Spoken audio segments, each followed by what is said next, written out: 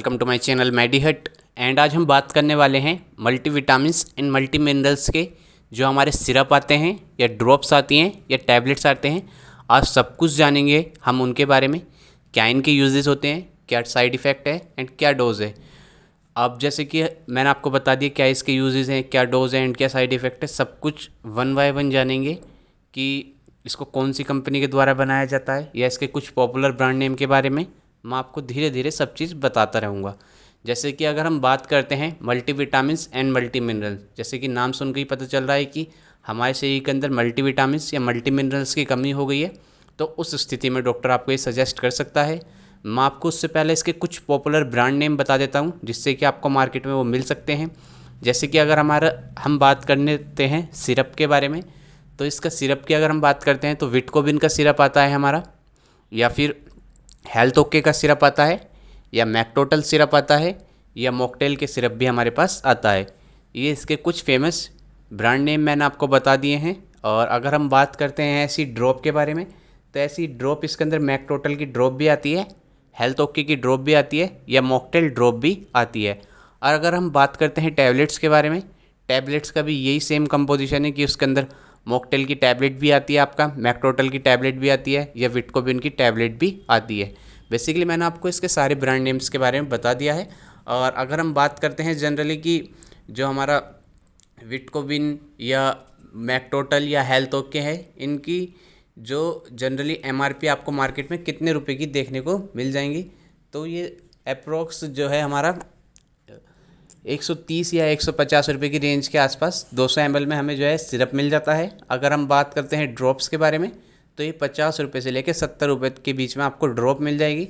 अगर हम बात करते हैं कैप्सूल्स या इनके टैबलेट्स जो आती हैं, वो आपको हमारा 100 या 150 रुपये के आसपास के बीच में 10 टैबलेट का पत्ता मिल जाएगा।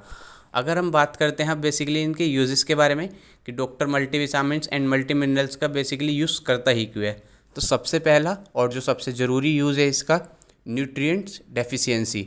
यानी होता क्या है, हमारा न्यूट्रिएंट्स की बहुत ज़्यादा कमी होने लगती है हमारे शरीर के अंदर, जिससे हमारे शरीर के अंदर बहुत ज़्यादा थकावट या वीकनेस, इन सब की समस्या हमें देखने मिलती है।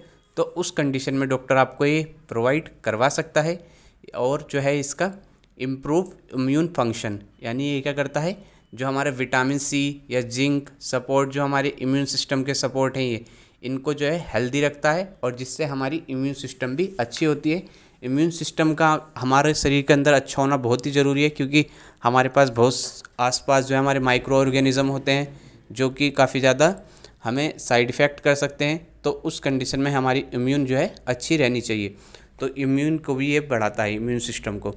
और जो है ये क्या करता है, healthy skin, hair and nails, यानी हेल्दी आपके स्किन को रखेगा।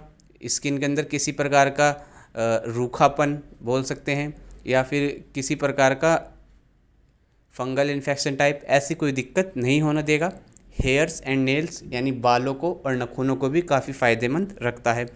और इसके अगर और यूज़ के बारे में बात करते हैं तो ये स्ट्रॉन्ग बोन्स को बनाने में भी मजबूत करता है, यानी जो हमारी हड्डियाँ होती हैं उनको भी मजबूत बनाने में इसका काफ़ी अच्छा योगदान देखा गया है। और बेसिकली अगर हम बात करते हैं एंटीऑक्सीडेंट जो हमारा इसके अंदर पाया जाता है, तो एंटीऑक्सीडेंट का बेसिकली काम ही ये होता है कि हमारे शरीर के अंदर किसी प्रकार की कमजोरी, वीकनेस, थकावट, या ऐसा लगना कि बहुत जल्दी जल्दी काम करा तो एकदम बुखार की स्थिति आ जाना, उस कंडीशन को भी ये काफ़ी अच्छे से ट्रीट करता है। तो ये इसकी, जैसे मैंने आपको कुछ पॉपुलर ब्रांड नेम बताए थे, तो आप इनमें से कोई भी एक ले सकते हो और अपना यूज़ कर सकते हो, तो आपको काफ़ी फ़ायदेमंद दिखेगा। इम्प्रूव विज़न, यानी ये क्या करता है, vitamin A and C and E, इनको क्या करता है, ये उसको भी प्रमोट करने में हेल्प करता है। विटामिन ए एंड सी ये क्या करता है, हमारी एक तो इम्यून सिस्टम को बढ़ाता है, और ये हमारी आई मतलब आँख को हेल्दी रखने में काफ़ी फ़ायदेमंद होती है, जिससे कि हमें जल्दी आँख से रिलेटेड कोई भी दिक्कत नहीं होती है। तो डॉक्टर इस हिसाब से, और इसके अपने एक्सपीरियंस के हिसाब से डॉक्टर इसका यूज़ ले सकता है। बेसिकली मैंने आपको इसके ज़्यादा से ज़्यादा यूज़ बता दिए हैं। अगर हम बात करते हैं कि डॉक्टर इसका यूज़ करता ही क्यों है, ये तो मैंने आपको एक पॉइंट वाइज बता दिए हैं। तो इसका मेनली यूज़ है, अगर किसी प्रकार की शरीर के अंदर मल्टीविटामिन्स या मल्टी मिनरल्स की कमी हो गई है, या शरीर में बहुत ज़्यादा थकावट महसूस होती है, या आपको हेयर, स्किन या हार्ट से रिलेटेड या आँख की कमजोरी में, इन सब की कंडीशन में डॉक्टर आपको ये सजेस्ट कर सकता है। मैंने आपको इसके सारे के सारे यूज़ बता दिए हैं। अगर आपको लगता है कि अगर कुछ यूज़ रह गया है तो आपको स्क्रीन पर जो ये नंबर दिख रहा है आप उस पर कॉन्टैक्ट कर सकते हैं, मैं आपका रिप्लाई कर दूंगा। या फिर नीचे आप कमेंट सेक्शन में भी कमेंट कर सकते हैं, मैं वहाँ भी आपका रिप्लाई कर दूंगा। अगर हम बात करते हैं डोजेस के बारे में कि इसकी डोज़ हमें कितनी कितनी लेनी चाहिए, डोज़ इसकी जो है ये हमारा according to age and according to weight अलग अलग वेरी करता रहेगा। जैसे कि अगर मैं कुछ ड्रॉप के बारे में बताऊँ आपको, इसके अंदर जो ड्रॉप्स होती हैं हमारी, जो है हमारा न्यूबॉर्न बेबी से लेके 6 मंथ या 7 मंथ तक के बच्चों को ही चलती है।